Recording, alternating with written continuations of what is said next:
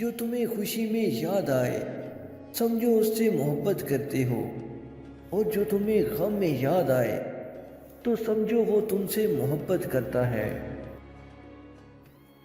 رشتوں کی خوبصورتی ایک دوسرے کی بات کو برداشت کرنا ہے۔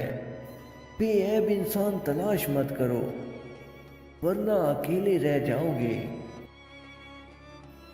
ظلم اور غرور کی سزا دنیا میں ضرور ملتی ہے۔